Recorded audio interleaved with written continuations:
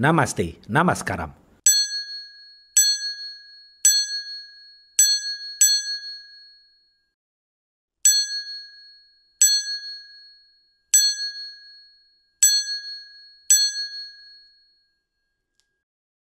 Halo Movie Rangers, apa kabar kalian semua? Semoga kita selalu diberikan kemudahan dalam mencari rezeki. Hari ini Bang Cedar akan menceritakan film berbahasa Malayalam yang berjudul Porinju Mariam Jose. Film ini dibintangi oleh aktor Mollywood Jojo George dan disutradarai oleh Josie. Film ini bercerita tentang 3 sahabat yang saling melindungi satu sama lain. Oke, langsung aja put your headset on and listen to me.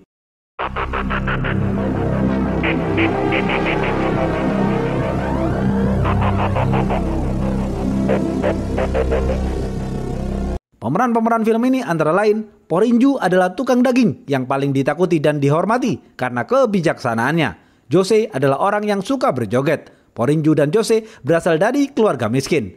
Mariam adalah wanita cantik yang berasal dari keluarga kaya. Mereka bertiga bersahabat sejak masih bocil. Petan adalah orang yang paling kaya. Suatu hari di desa Trisur ada 3 sahabat yang selalu bersama. Mereka adalah Porinju, Mariam, dan Jose. Porinju sangat menyukai Mariam, namun Porinju tidak berani menyatakan cintanya kepada Mariam. Porinju minder karena ia berasal dari keluarga miskin, sedangkan Mariam berasal dari keluarga kaya. Jose selalu mendukung penuh Porinju agar menyatakan cintanya kepada Mariam. Terlihat ayah Mariam tidak menyukai Porinju dan Jose karena mereka berasal dari keluarga miskin. Ayah Mariam sangat membenci Porinju karena ayah Porinju dikenal pemalas dan tidak bekerja. Ayah Porinju hanya merokok sepanjang hari. Saat di sekolah, Mariam diganggu oleh bocil kaya. Melihat hal itu, Porinju langsung menghajar si bocil kaya. Tiba-tiba, sang guru datang dan melerai mereka berdua. Sang guru takut menegur si bocil kaya karena ayahnya adalah penyumbang terbesar di sekolah. Sang guru hanya menghukum Porinju. Karena sang guru tidak adil, Porinju marah dan keluar dari kelas. Jose tidak mau berpisah dengan Porinju dan ikut keluar kelas juga. Mariam protes kepada sang guru karena sang guru telah mengeluarkan Porinju dari kelas yang merupakan murid terpintar di kelas itu. Porinju masih marah kepada sang guru karena sudah menghina ayahnya dengan sebutan pengangguran tukang rokok. Sore hari, Porinju menghadang sang guru dan melempar pup sapi ke wajah sang guru. Porinju dan Jose juga melempar sang guru jatuh ke sawah. Sejak itu, Porinju mengundurkan diri dari sekolah karena sang guru terus mencaci ayahnya.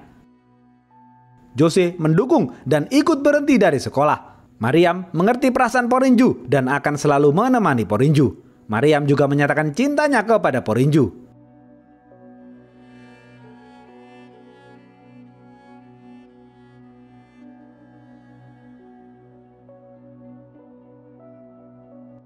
"20 tahun kemudian, Porinju, Jose, dan Mariam tumbuh menjadi pemuda-pemudi Katolik yang taat. Suatu hari, Porinju menjemput Mariam untuk menikah dan tinggal di kota lain. Namun ayah Mariam yang sudah di atas pohon mengancam akan melakukan bunuh diri jika Mariam pergi dengan Porinju. Ayah Mariam hanya menggertak Mariam. Ayah Mariam tidak berniat melakukan bunuh diri. Tetapi karena ayah Mariam digigit semut dan terpeleset, ayah Mariam terjatuh dan tewas tergantung tali. Sejak itu, hubungan Porinju dan Mariam menjadi renggang. Mereka berdua tidak pernah berbicara lagi meski tetap saling mencintai. Jose menikah dan mempunyai 1 anak gadis. Jose hidup bersama kedua orang tuanya dan adiknya.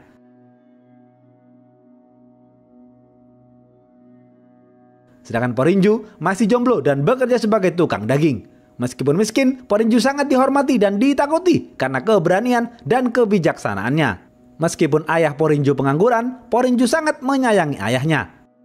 Porinju mempunyai teman dekat, yakni seorang kakek berstatus duda yang bernama Petan. Petan adalah mantan preman yang sekarang menjadi orang paling kaya di desa itu. Petan mempunyai 2 anak wanita. Petan tidak suka dengan 2 menantunya yang hanya mengandalkan harta dari Petan. 2 menantu Petan tidak menyukai Porinju karena Porinju merupakan orang miskin. Suatu hari, kawanan penjahat dari desa lain mencoba merampok mobil Petan. Petan tidak takut karena Petan mempunyai Porinju. Petan langsung memanggil Porinju.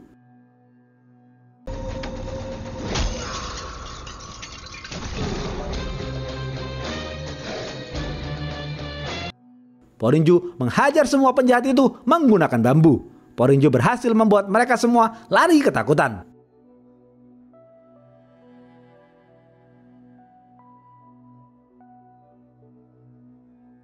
Setelah itu, Porinju berjoget bersama Petan.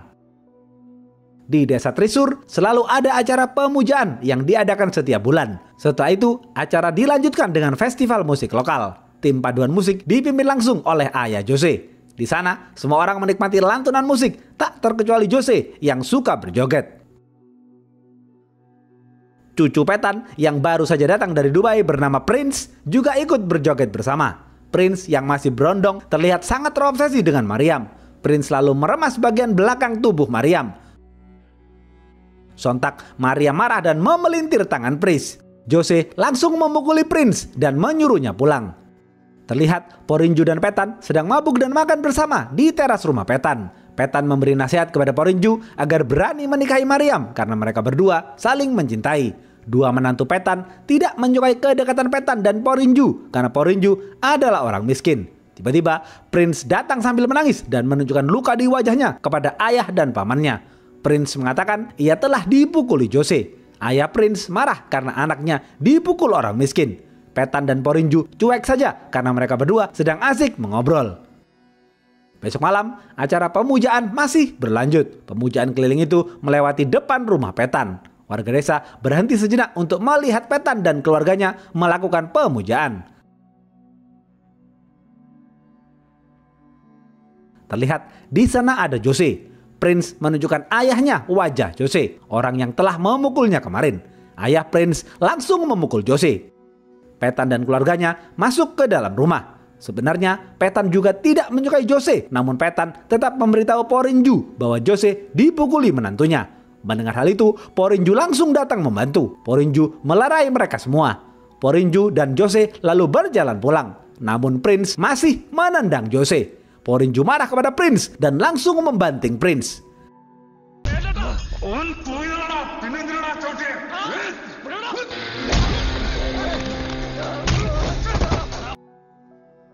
Porinju juga menghajar dua menantu Petan. Petan hanya melihat dan membiarkan karena Petan tahu dalam hal ini Prince yang mencari masalah. Besok pagi, ada satu pasangan yang kawin lari dan meminta tolong kepada Porinju karena pastur yang akan menikahkan mereka ditahan oleh ayah dari pihak si wanita. Ayah si wanita ingin menggagalkan pernikahan itu karena ia tidak mau mempunyai menantu miskin.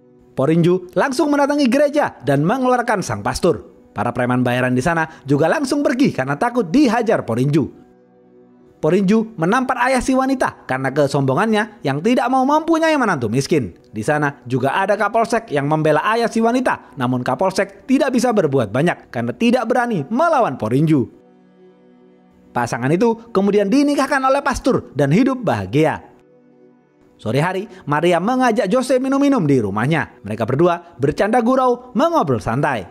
Jose mengatakan kepada Mariam agar memaafkan Porinju karena Porinju tidak bisa disalahkan atas kematian ayah Mariam karena ayah Mariam jatuh sendiri dari pohon. Mariam juga masih sangat mencintai Porinju, tapi Mariam juga terbayang dengan tragedi kematian sang ayah. Malam hari, Porinju diam-diam pergi ke rumah Mariam dan melihat Mariam dari kejauhan. Porinju lalu masuk dan mengintip ke jendela kamar Mariam. Mariam yang melihat itu marah-marah kepada Porinju dan mengusir Porinju. Padahal dari lubuk hati Mariam, Mariam sangat mencintai Porinju. Mariam kemudian berdoa di depan foto almarhum sang ayah. Mariam mengatakan, "Ayah, aku sangat mencintai Porinju. Kapan engkau akan merestui hubungan kami?" Porinju apa? Ini ada. Besok pagi, ayah Prince menyuruh anak buahnya mengirim 2 peti mati ke rumah Porinju dan Jose sebagai ancaman. Namun Porinju dan Jose tidak menggubrisnya. Mereka berdua hanya menganggap ancaman itu sebagai lelucon. Ayah Porinju justru menggunakan peti mati itu sebagai tempat tidur. Ayah Prince yang masih tidak terima karena anaknya dipukul oleh Porinju dan Jose membayar mahal para preman bayaran dari desa lain. Namun saat mereka mengetahui bahwa mereka harus membunuh Porinju, para preman bayaran itu langsung menolak dan mengembalikan uang yang diberikan ayah Prince. Selain takut, mereka sangat menghormati Porinju. Petan hanya tertawa melihat 2 menantunya ditolak para preman itu. Di sisi lain, Mariam sedang melakukan ziarah kubur di makam ayahnya. Sedangkan Porinju dan Jose sedang asik nongkrong di warkop. Karena orang tuanya tidak becus, Prince akhirnya bergerak sendiri. Malam hari, Prince membawa para pembunuh bayaran dari luar provinsi untuk membunuh Jose dan Porinju. Kapolsek sudah tahu rencana Prince, namun Kapolsek diam saja karena Kapolsek tidak berani menegur Prince yang merupakan orang kaya. Besok pagi, Prince membawa para pembunuh bayaran itu ke pasar untuk pamer kekuatan. Adik Jose dan ketua RT tidak suka melihat hal itu. Ketua RT menemui pastor untuk berbicara kepada ayah Prince agar tidak terjadi pertumpahan darah di desanya. Prince mengajak para pembunuh bayaran itu ke rumahnya. Petan tidak suka melihat para pembunuh bayaran itu. Petan menasihati Prince agar tidak macam-macam dengan Porinju karena Porinju akan menyerang balik orang-orang yang mengganggu dirinya. Prince menolak nasihat Petan. Malam hari, Petan mengobrol dengan Porinju. Petan menyarankan Porinju untuk tinggal di luar kota selama beberapa hari ke depan karena Prince membawa pembunuh bayaran ke desa ini. Porinju membalas Petan dengan mengatakan, "Petan, sebentar lagi akan ada festival pemujaan. Aku tidak ingin melewati acara itu. Sebaiknya kau tidak usah khawatir akan hal itu." Tiba-tiba, Jose datang dan marah-marah kepada Petan karena Prince ingin membuat kekacauan di desa itu. Jose mengancam akan menghajar Prince jika Prince berani menyentuh Porinju. Porinju memarahi Jose karena membentak Petan yang merupakan orang tua. Porinju menyuruh Jose yang sedang mabuk pulang ke rumahnya. Porinju merenung sejenak di dekat patung Bunda Maria. Porinju membenarkan omongan Jose, namun Porinju juga sangat menghormati Petan. Terlihat Prince dan para pembunuh bayaran itu sedang membuntuti Mariam dari belakang. Prince sangat terobsesi dengan Mariam, namun Mariam hanya menganggap Prince sebagai bocil kaya yang tidak berguna. Mariam yang dibuat marah oleh Prince turun dari mobil dan mengeluarkan besi.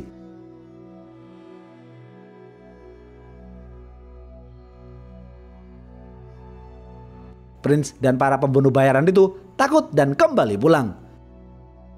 Mariam melanjutkan perjalanan. Tiba-tiba Mariam melihat Porinju yang sedang duduk di dekat patung. Mariam berhenti dan turun dari mobilnya. Mariam berdoa di depan patung Bunda Maria. Setelah berdoa, Mariam mencium pipi Porinju karena Mariam sangat mencintai Porinju. Mariam lalu kembali pulang. Porinju berteriak kegirangan. Porinju mulai berpikir untuk segera menikahi Mariam.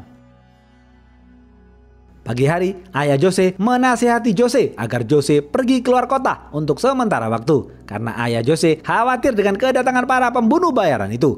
Namun Jose menolak karena Jose tidak ingin melewatkan festival pemujaan. Siang hari, Jose membeli baju baru untuk anak dan istrinya guna menghadiri acara festival pemujaan. Jose kemudian menonton bioskop bersama temannya.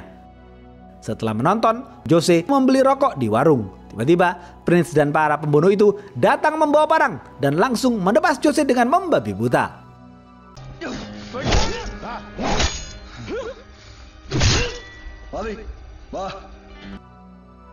Jose lemas tak berdaya sambil memandangi baju yang akan ia berikan kepada istri dan anaknya.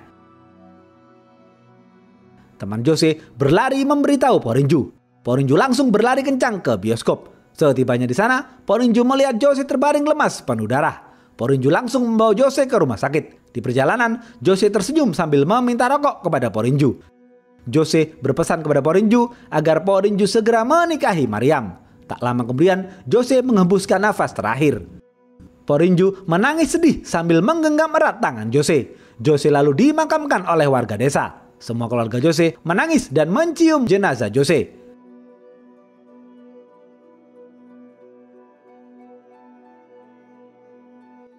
Setelah semua orang pergi meninggalkan kuburan, Porinju masih merenung di depan kuburan Jose. Mariam mendatangi Porinju dan memberinya parang. Maria mengatakan kepada Porinju agar berhati-hati dan jangan sampai terbunuh. Porinju langsung mengambil parang itu dan mencoba bangkit.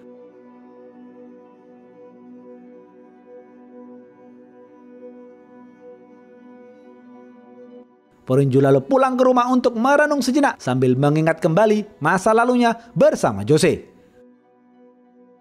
Mariam mendatangi istri Jose dan mencoba menenangkannya. Keluarga Jose berharap Porinju melakukan balas dendam.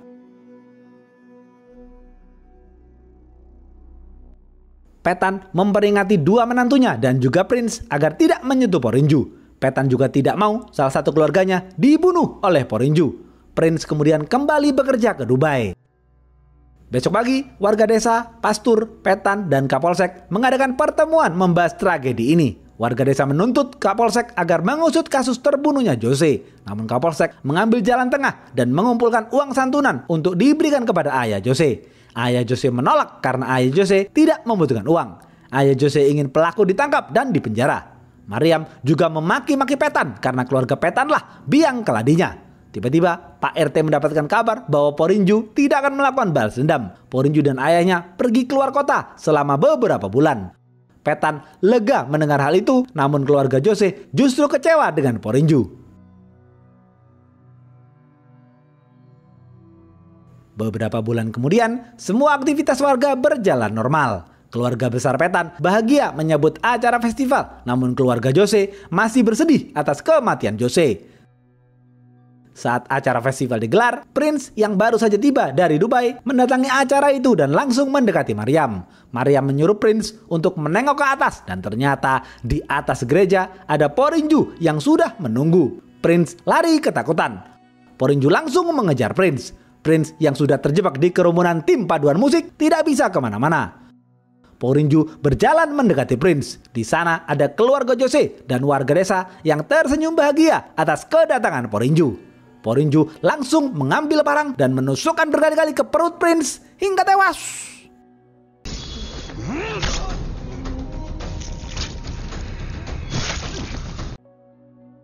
Porinju kemudian kembali ke pasar tempat ia biasa memotong daging.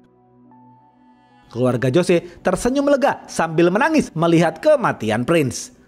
Mendengar kematian Prince, Petan minum sampai mabuk karena bingung harus bagaimana. Mariam mendatangi pengacara terbaik untuk membela Porinju di pengadilan nanti. Sang pengacara bertanya kepada Mariam, "Mariam, berapa orang yang sudah dibunuh Porinju?" Mariam menjawab, "Totalnya ada 6 orang Pak, tapi Porinju masih membunuh 1 orang. 5 orang lagi sedang OTW dibunuh Porinju." Dua menantu Petan membawa kelima pembunuh bayaran itu ke pasar untuk mencari Porinju. Ternyata Porinju sedang menunggu mereka semua dengan santai sambil merokok. Kelima pembunuh itu langsung mengeroyok Porinju. Porinju dengan gagah berani melawan mereka satu persatu. Porinju berhasil membanting satu pembunuh dan menusukkan parangnya berkali-kali hingga tewas.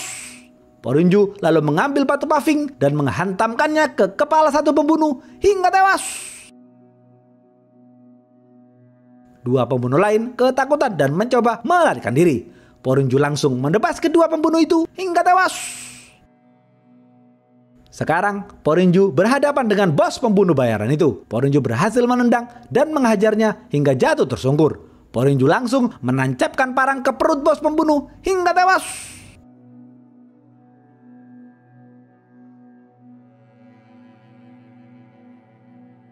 Dua menantu Petan ketakutan melihat Porinju. Porinju mengatakan kepada mereka, "Karena aku masih menghormati Petan, sebaiknya kalian berdua cepat pergi dari sini sebelum aku berubah pikiran." Dua menantu Petan lalu kembali pulang. Meskipun sudah melakukan balas dendam, Porinju tetap sedih karena kehilangan Jose. Seperti biasa, semua warga desa melakukan pemujaan keliling dan berhenti sejenak di depan rumah Petan untuk melihat Petan dan keluarganya melakukan pemujaan. Petan berjalan terseok-seok ke arah warga karena sudah mabuk berat. Ayah Jose mengatakan, "Petan, ini semua bisa dihindari jika kau bertindak tegas kepada keluargamu." Tiba-tiba Porinju datang dan menunduk di hadapan Petan.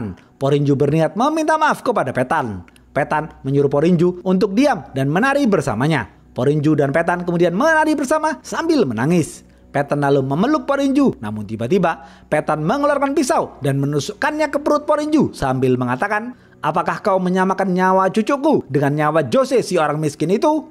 Semua warga desa berusaha mengeroyok Petan namun dilarang oleh Porinju. Porinju justru mengambil pisau dari tangan Petan dan menyuruh Petan masuk ke dalam rumah. Petan kaget dengan sikap Porinju karena Porinju tetap menghormati Petan. Hai Padambo.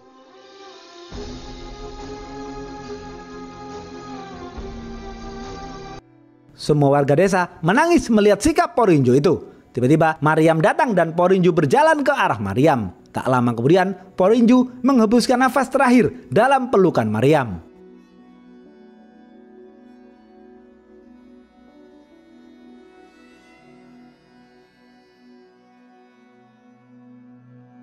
Besok pagi, semua warga desa menguburkan Porinju. Di maisan kuburan Porinju tertulis tanggal kelahiran Maryam, namun tanggal kematiannya dikosongkan.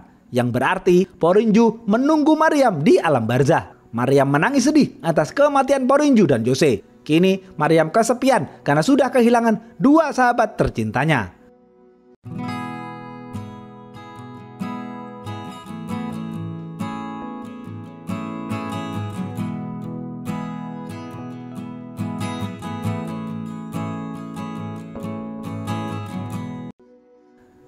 Habis. Apa pesan dari film ini? Sahabat sejati adalah seseorang yang akan membantumu dalam keadaan duka dan yang menemanimu dalam keadaan suka. Sahabat sejati akan terus membela kita hingga rela mengorbankan nyawanya sampai nafas terakhir. Karena itu, kita pasti bersedih jika harus berpisah, apalagi kehilangan sahabat tercinta. Oke, segitu aja video kali ini. Stay watching and see you.